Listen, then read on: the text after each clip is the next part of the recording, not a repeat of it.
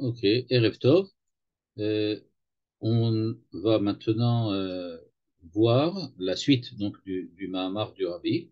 On a vu la semaine dernière que le Rabbi avait donc insisté pour expliquer qu'il y a différents niveaux de connaissance et de reconnaissance entre Dieu et l'homme, et que un des niveaux qu'il avait parlé, c'était un petit peu quelque chose comme on avait fait le rapprochement avec le cogito de Descartes.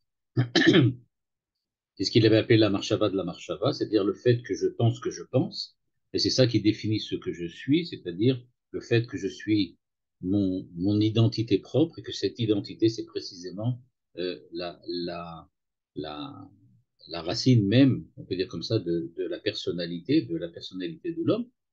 Puis il avait dit qu'en fait, c'est pas le niveau le plus haut, qu'il existe quelque chose d'encore plus haut qu'il appelle marshava ilaha, qui est la pensée, ce qu'il appelle la pensée suprême, la pensée supérieure. C'est-à-dire, j'avais dit, mais encore une fois, c'est ça prend vraiment avec des pincettes, que on pouvait peut-être le considérer comme quelque chose qui ressemble un peu à une intuition. On va voir que c'est même là, on n'est pas encore tout à fait arrivé au maximum. Et donc, dans le passage maintenant que l'on va voir, je vais essayer maintenant de le projeter. Euh, le rabbi maintenant va s'intéresser à la valeur de ce processus de connaissance, ce processus d'élévation. Et voilà ce qu'il est dit. Il dit à la ligne, dans le troisième paragraphe, Ach, le fizet tsarich lavin lama yarda neshama lemata. C'est-à-dire, si la racine, ou on peut dire comme ça, l'essence même de l'âme de l'homme, c'est-à-dire la relation qui existe de facto entre l'âme et l'homme, on a parlé d'intuition, donc d'une connaissance intuitive. Et comme j'ai dit tout à l'heure, ça prend avec des pincettes, c'est pas vraiment ça ce que veut dire le rabbi, mais ça ressemble beaucoup à ça.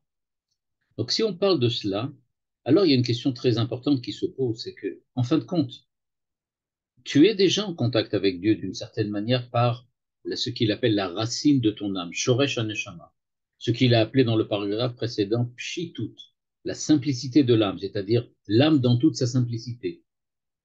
Et ce qu'il a appelé aussi Marshava Ilaha, la pensée suprême. Donc tout ça, hein, c'est en fait des termes plus ou moins identiques, équivalents, qui viennent parler d'une relation directe ou en tout cas extrêmement ténue et proche entre l'homme et Dieu. Et donc, la question qui se pose, c'est donc de savoir, nous dit le rabbi de Lubavitch, que si c'est cela, alors la création n'apporte absolument rien. La création n'apporte absolument rien.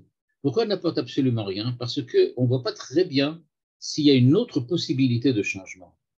Quel changement serait-il possible de trouver à l'homme s'il est déjà dans cette situation dans laquelle, d'une certaine manière, il est en contact au départ, de par sa naissance même, de par son existence même, il est quand même en contact avec Dieu d'une certaine façon.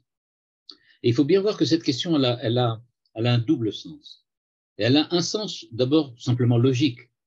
Il y a sûrement une finalité au fait que l'homme a créé, que Dieu a créé le monde. Or, pour l'homme, s'il n'y a aucune possibilité de se rapprocher plus du Créateur, comme on sait que dans la chassidoute, la dvikut, c'est un élément essentiel, on peut dire même primordial, de la vie et de l'existence humaine. On vit pour la dvikut en Dieu, la dvikut, l'adhésion à Dieu. Donc, si l'adhésion est vraiment au centre de la pensée chassidique et de la vie humaine, on ne voit pas très bien ce que ça apporte d'être dans le monde, puisque cette écoute, elle existait plus ou moins déjà avant. C'est ça la question. Deuxième volet de la même question, quel est le sens du monde? C'est-à-dire, on comprend que, bon, l'homme a ce qu'il n'a pas ou ce qu'il a, mais en tout cas, quelle valeur a le monde? Pourquoi cet acte de création? À quoi ça sert tout cela? C'est-à-dire que demander la question pourquoi l'âme est arrivée dans ce monde si elle ne peut pas faire mieux que ce qu'elle était avant, ça revient à demander alors pourquoi le monde? Quel est le sens et la signification que peut avoir la création? En gros, la question, si on la résumait de la façon dont Manitou peut-être pourrait la résumer, s'il n'y a pas de projet de création, alors il n'y a pas de création. C'est-à-dire que une création, ça veut dire un créateur qui veut juger sa création. C'est-à-dire qu'il va demander à sa création d'atteindre un certain niveau, d'atteindre un certain dessein, un certain but, et il espère que grâce à l'histoire humaine, au temps qui passe, et à l'espace, le temps, etc., l'homme va pouvoir effectivement parvenir à remplir la mission, entre guillemets, que Dieu lui a donnée. Mais à partir du moment où, de toutes les façons, ce qui est déjà au départ, c'est ce qu'il y aura ensuite à la fin, on ne voit pas très bien ce que ça apporte. Et donc, il n'y a pas de sens à la création. C'est-à-dire qu'en gros, il n'y a pas de création. Et c'est ça la question que demande le rabbi ici. Il dit, je lis maintenant donc de la 11 à 14, le fizet tzarech lavin lamar yarda neshama lemata shezoi yerida miikra rama levira mikta mamash. Donc il dit, d'une part, l'âme perd cette présence de Dieu pour tomber dans le monde, enfin tomber dans le sens d'une chute spirituelle dans le monde, et dit-il, mais achar sheshoresh haneshamot ou marshava ilaha, puisque de toutes les façons, la nature de l'âme est en relation déjà avec ce qu'il appelle cette espèce d'intuition divine qui est dans l'âme de l'homme, à quoi ça sert tout ça? Mais il nous répond,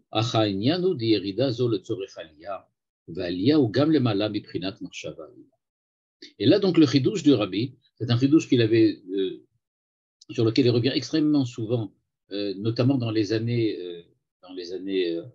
comment on appelle ça, 55, 50, enfin, les années où il est devenu rabbi, c'est dans beaucoup de ces mamarim, ça revient cette idée que on peut dépasser ce qu'il y avait déjà au départ. C'est-à-dire que le contact qui se faisait entre le créateur et la créature, et qui était un contact extrêmement ténu, de style intuitif, comme on l'a vu dans le paragraphe précédent, on peut dépasser cela et arriver à quelque chose de plus que l'intuition.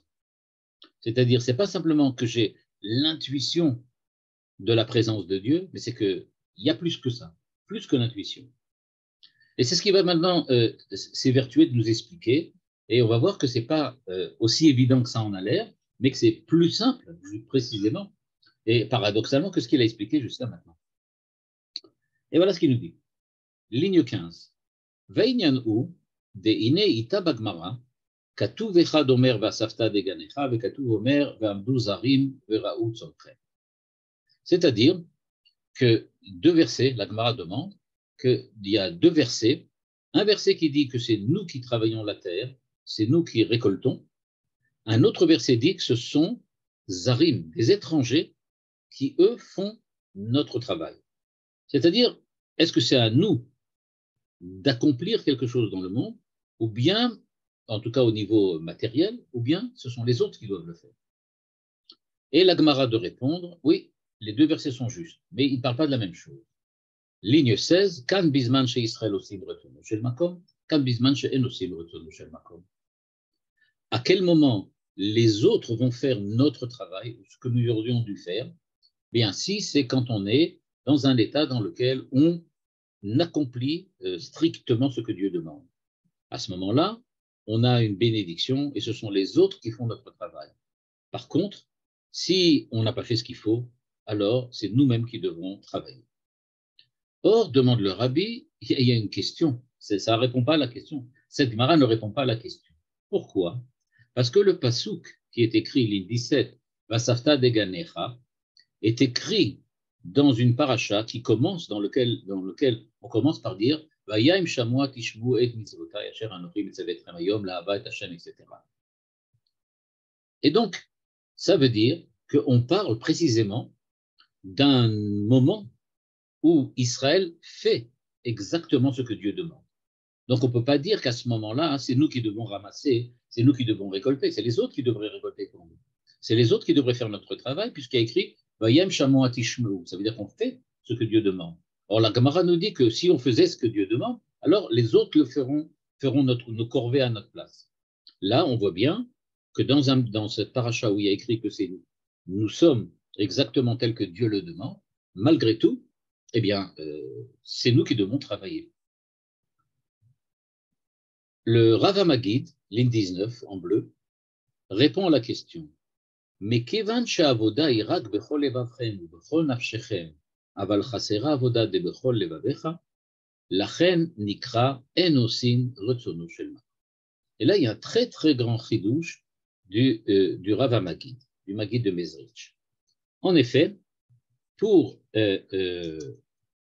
le Maggid de Mezrich, il faut bien voir que le verset qui dit Vayem Shamoa Tishmeu, il écrit bien Bechol levavchem ou Bechol nafshechem, mais il ne dit pas Meodechem à la fin du Vayem Shamoa. C'est-à-dire qu'on est dans une situation dans laquelle on fait bien la Avodat Hashem, mais seulement à deux niveaux. Au niveau du cœur, lève, et au niveau du nefesh, mais pas au niveau du meod. Pas au niveau du meod. Et donc, dit le Maggid de Mezrich, ça ne s'appelle pas faire Retsono Shel Makom, faire ce que Dieu demande, que de ne parvenir qu'à ces deux premiers niveaux qui sont le cœur et l'âme. Il existe un niveau encore plus haut. Comme on l'a vu tout à l'heure, eh bien, effectivement, le cœur, c'est les passions, c'est les sentiments. Ah, on avait parlé après ça que ce qu'on avait appelé l'âme, c'était beaucoup plus ce qui était au niveau de la pensée, Marshava Ilaha.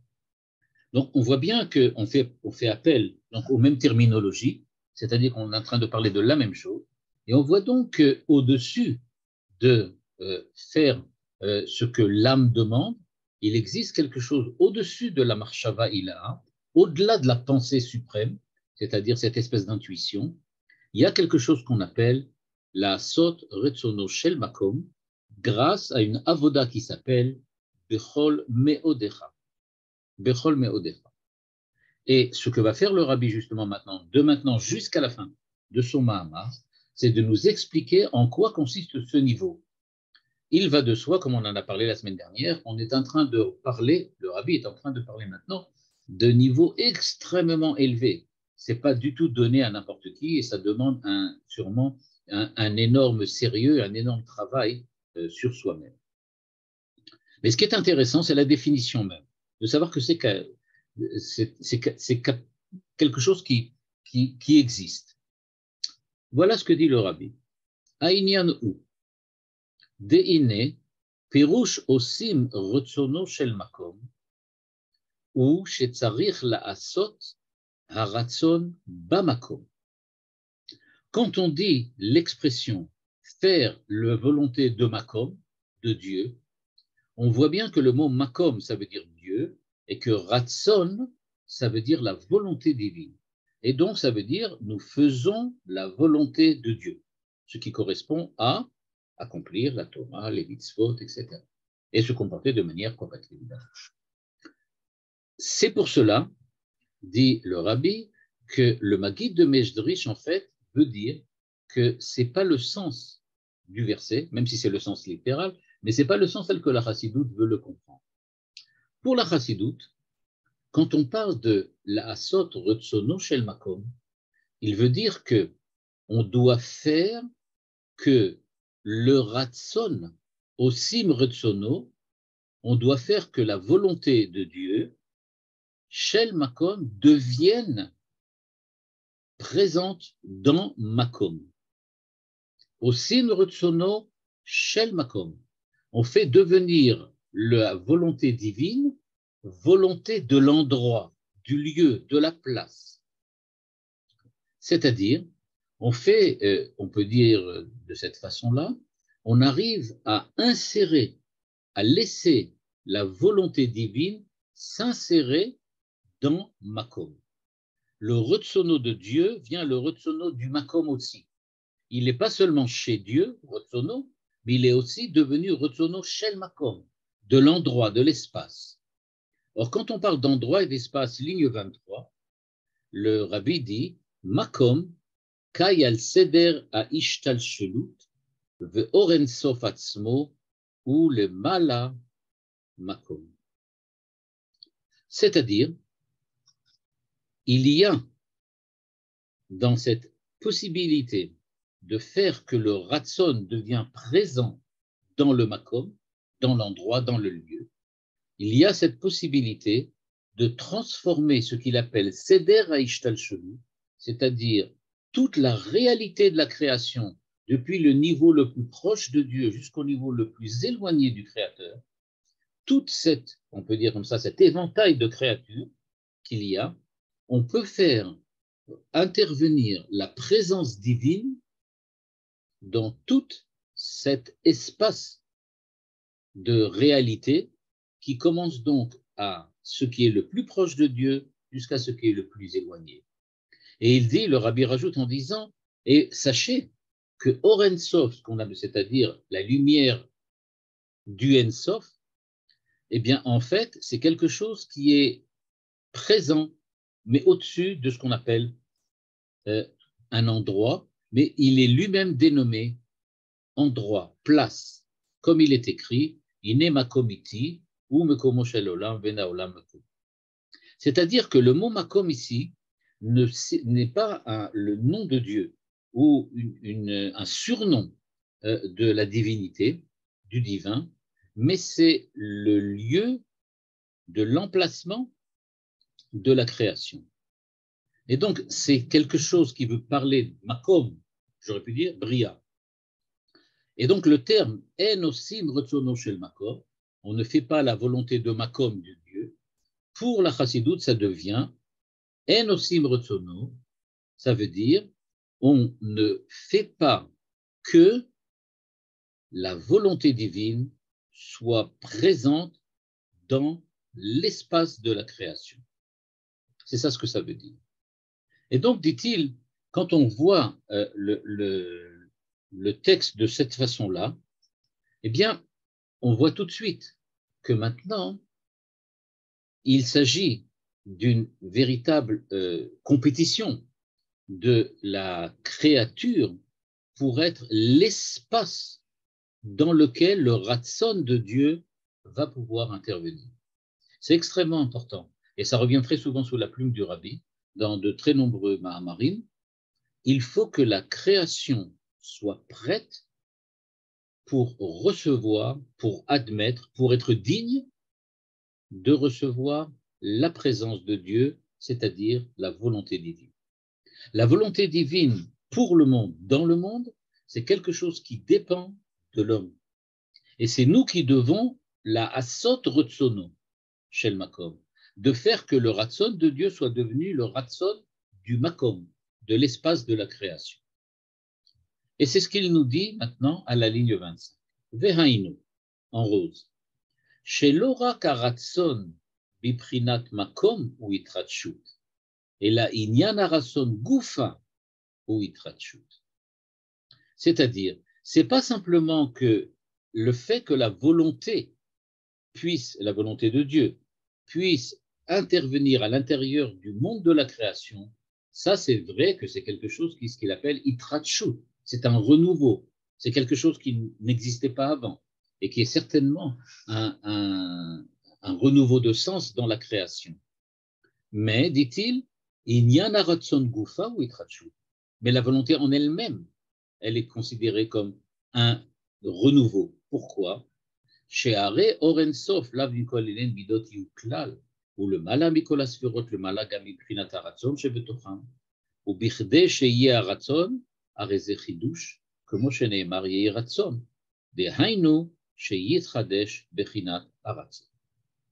Et donc nous dit le rabbi, c'est vrai que quand le ratson de Dieu intervient dans la création, c'est un véritable chidouche, c'est quelque chose qui n'existait pas avant, et c'est quelque chose que l'homme, peut-être par l'intermédiaire des mitzvot, peut accomplir. Mais il dit, il y a quelque chose de beaucoup plus grand. C'est-à-dire que, peut-être d'une façon extrêmement paradoxale, le véritable chidouche, c'est que Dieu veuille quelque chose. C'est-à-dire, et là, ce n'est pas exactement ce que dit ici le rabbi, mais je me permets d'utiliser cette façon-là. Vous allez voir, après, il le dit d'une manière un peu plus nuancée. En osim retsono shel makom, c'est-à-dire, si vous ne faites pas ce qu'il faut, c'est-à-dire vous ne faites pas meodecha, eh bien, en osim, vous ne fabriquerez pas le ratson qui va être présent dans la création. Vous ne le fabriquez pas. C'est-à-dire, le rabbi sous-entend ici que l'intervention de Dieu dans le monde va dépendre de la façon dont l'homme va lui-même participer à la création. Et la façon dont l'homme participe à la création, ça va créer véritablement le Ratson lui-même. C'est-à-dire, on va éveiller chez Dieu un désir d'avoir une volonté particulière pour le monde. Comme si Dieu restait d'une manière, encore une fois, tout ça c'est entre guillemets, euh, un peu indifférente par rapport au monde. Comme si le monde ne l'intéressait pas trop, mais qu'à partir du moment où l'homme va faire Torah ou mitzvot, eh bien, il va s'y intéresser, il va vouloir quelque chose pour le monde. C'est pour ça que sa volonté va ensuite pouvoir intervenir dans l'espace de la création. Et donc, c'est ce que nous dit ici le rabbi des lignes 28 à 30. Je relis doucement. Ou birde sheyeh ratson, et pour qu'il y ait ou qu'il existe cette volonté de Dieu, arizé chidouche, c'est en soi déjà quelque chose qui est complètement nouveau. Pourquoi c'est complètement nouveau? Parce que, a priori, Dieu a créé le monde. Pourquoi voudrait-il plus que ce qu'il a créé? Donc, en fait, Dieu crée le monde et puis c'est fini. Le monde est terminé. Mais en fait, on sait que la bria, la création, c'est quelque chose qui est permanent, tout le temps. Pourquoi? Parce qu'il est écrit, Yehi ratson milefanecha. On demande à Dieu, on te prie de vouloir. Pourquoi? Sheitradesh bechinat haratson. C'est-à-dire que tant que l'homme ne fait pas Torah mitzvot, Dieu ne veut pas. Dieu ne veut pas encore. Il attend. Il attend que l'homme fasse quelque chose.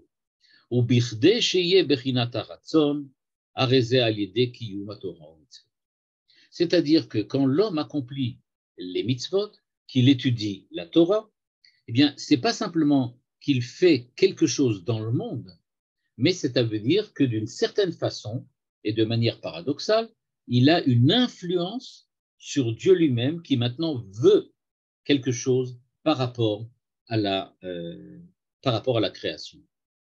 Par exemple, dit le rabbi, l'expression Osim Retzono Shel Makom, elle est parallèle à une autre expression, ligne 29, Kema Amar, Nachat Ruach Lefanai, Sheamarti, Venaasa Retzoni. On voit bien donc qu'il est écrit que Dieu est heureux de voir qu'il a ordonné quelque chose et que l'homme l'a accompli. Pourquoi? Par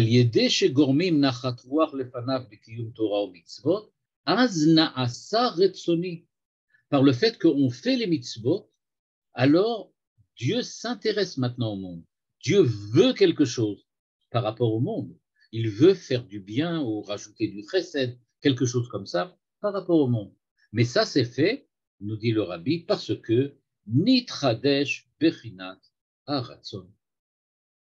C'est donc que, nous dit le rabbi, le fait que nous sommes, que Dieu va devenir présent pour la créature, dans la création, c'est quelque chose qui demande l'intervention de l'homme.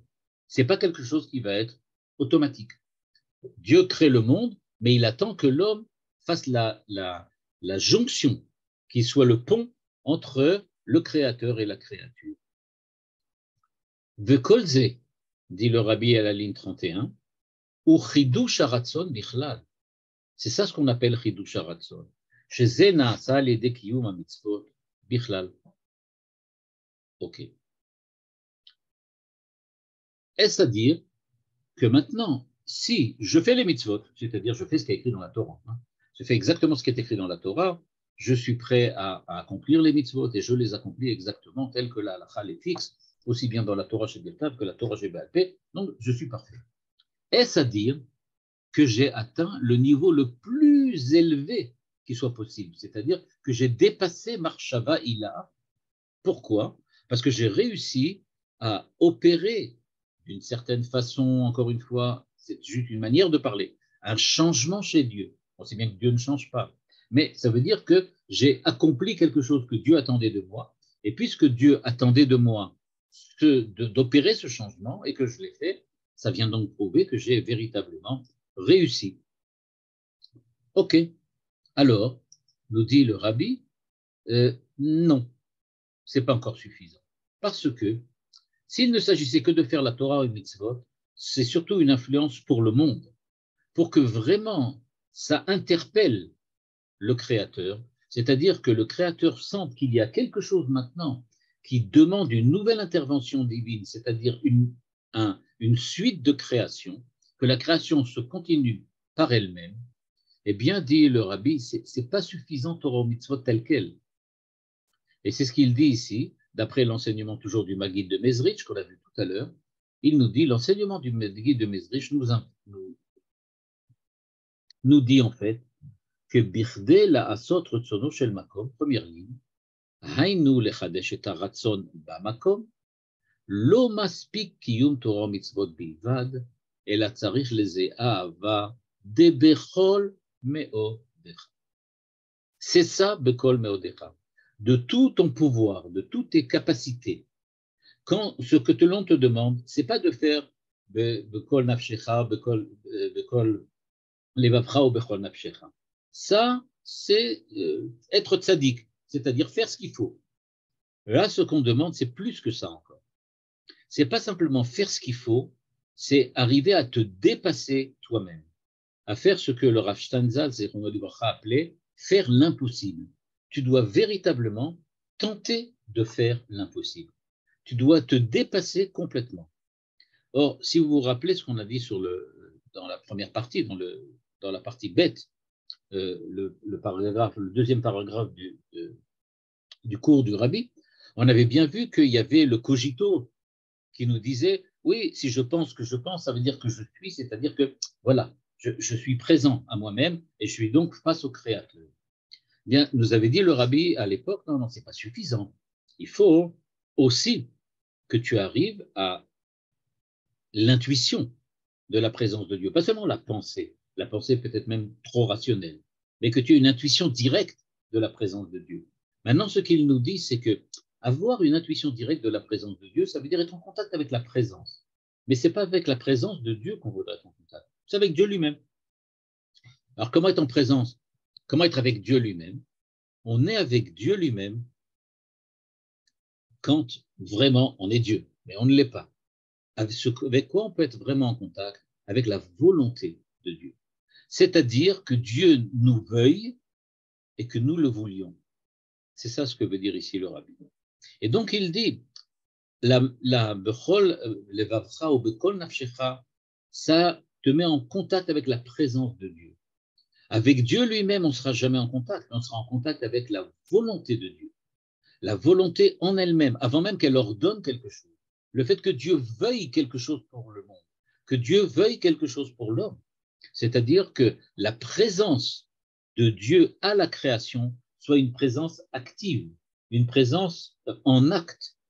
Eh bien, cette présence en acte, c'est une présence qui demande donc une action que l'on appelle en général, quand on parle de Dieu et du monde, création, l'acte de créer. Donc, la création est permanente. La création du monde, elle est permanente. Pourquoi? Parce que, au-delà du fait de créer l'espace dans lequel va évoluer l'homme, Dieu a créé en fait un espace dans lequel l'évolution de l'homme, quand c'est une évolution qui est poussée à son maximum, c'est une évolution qui va permettre à l'homme de se dépasser lui-même et permettre à Dieu de venir offrir un surplus de création à cet homme qui se dépasse lui-même. Et cet homme qui se dépasse lui-même, ça veut dire qu'il dépasse ce qu'on appelait au paragraphe précédent Marshava Ilaha, c'est-à-dire qu'il dépasse le niveau de l'intuition de la présence de Dieu pour être véritablement au niveau de la volonté divine. Et c'est ce que dit ici le Rabbi, je reviens sur la phrase, Dehainu, ligne 1, en bleu, Lechadesh et Taratzon Bamakom, Lo maspik kiyum Torah mitzvot ela tzarich ahava de bekol meodech. Pourquoi? De bichdei la'asot et haratzon bichlal, c'est-à-dire créer en Dieu le désir, la volonté de vouloir, un petit peu en parallèle et en écho à la pensée de l'homme, il y a chez Dieu la volonté de vouloir. Or, cette volonté de vouloir, elle ne parvient véritablement à se réaliser pour nous que si l'homme fait ce qu'il faut au niveau de l'acte, on peut dire comme ça, de l'acte de création de Dieu. Eh bien, nous dit-il, לעשות את הרצון בכלל, מספיק גם עבודה כמו שהוא מצד בחינת בכל לבבך ובכל נפשך, אך בכדי לחדש את הרצון במקום, צריך לזה עבודה כמו שהוא מצד בכל מאודיך דווקא. Et donc, dit-il, faire Torah aux mitzvot, bechol levavcha, bechol nafshecha, ça va créer ce réveil de la volonté, mais il faut que cette volonté soit pas dirigée, soit pas en Dieu, mais qu'elle soit dirigée vers le monde, vers l'homme. C'est-à-dire que ce que l'on veut, c'est pas seulement qu'il y ait quelque chose qui se passe en Dieu, si on peut vraiment parler d'une chose pareille, mais ce qui est véritablement important, c'est qu'il se passe quelque chose dans la présence de Dieu au monde. C'est-à-dire que Dieu veuille vouloir quelque chose pour le monde. Donc que Dieu veuille vouloir, peut-être que, dit le rabbi, ça devrait suffire, mais Bechol Meodecha veut dire que l'on désire aussi que ça soit présent au monde. Et c'est ce qu'il nous écrit ici maintenant. Vezeu de pasuk sheni de kriyat shema ou bechinat en ortsin retzono shel makom lefi shechaser beze avoda de bekol meodecha ועל ידי דבכל מאודיך דווקא עושים רצונו של מה. Donc, dans cette explication, en fait, dans ce paragraphe, le rabbi, donc, si on veut le résumer, nous déplace, on va dire comme ça, le point focal. Le point focal qu'on avait au chapitre précédent, c'était l'homme en tant que tel. C'est-à-dire, à quel moment l'homme parvient-il véritablement à se réaliser pleinement et fondamentalement? Eh bien, il se réalisait pleinement et fondamentalement quand il dépassait la marshava de la marshava, ce qu'on avait appelé la pensée de la pensée, je pense que je pense, le cogito de Descartes. Et quand on dépasse le cogito de Descartes et qu'on a une intuition de la présence de Dieu, c'est ce qu'il a appelé marshava ilaha, pshitut, ce qui est au-delà de la raison, quelque chose qui est complètement pris dans la réalité même de l'homme et des choses, eh bien, quand on en arrive là, à ce moment-là, on se dépasse soi-même, mais pas vraiment dépasser soi-même. On s'exprime comme jusqu'à présent on ne l'avait jamais fait. Mais à ce moment-là, nous dit le rabbi, mais oui, mais si c'est comme ça, maintenant je passe au paragraphe 3, si c'est comme ça, alors on ne comprend pas pourquoi on est là. Puisque de toutes les façons, on ne fait révéler que par cette intuition que ce qui a toujours été là, c'est-à-dire le fait que l'âme qui a été créée par Dieu est effectivement une âme qui est en rapport et en relation avec le Créateur depuis tout le temps. Et donc alors à ce moment-là, le monde n'apporte rien, la création n'apporte rien. Il n'y a aucun but à cette création, il n'y a aucune finalité à cette création. Alors pourquoi est-elle là? Et donc nous dit le rabbi, c'est connu qu'il faut parler de Yerida le Tzorech Aliyah. Ça veut dire qu'on peut dépasser cet état d'intuition. Encore une fois, comme j'ai dit tout à l'heure, le mot intuition, c'est un mot que c'est moi qui le rajoute ici, mais le rabbi parle de Marshava Ilah. Alors, en quoi ça consiste-t-il? Eh bien, pour expliquer ça, le rabbi nous a présenté l'enseignement du Rav du Maggid de Mezerich. Le Maggid de Mezerich, en fait, nous apprend qu'il y a ce qu'on appelle la asot retsono shel makom, fabriquer le ratson de Dieu dans le makom, fabriquer la volonté divine dans le makom. C'est-à-dire que on essaye donc de présenter à l'homme la possibilité de faire que Dieu soit présent. Le Osim Retsono Shel Makom, c'est grâce à Meodecha, c'est-à-dire le fait de se dépasser soi-même.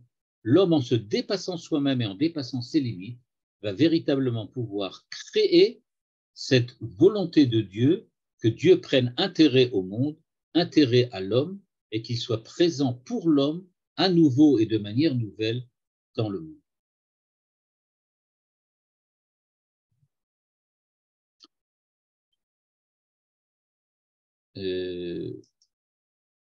Voilà, si vous avez des questions, ça va s'arrêter pratiquement incessamment.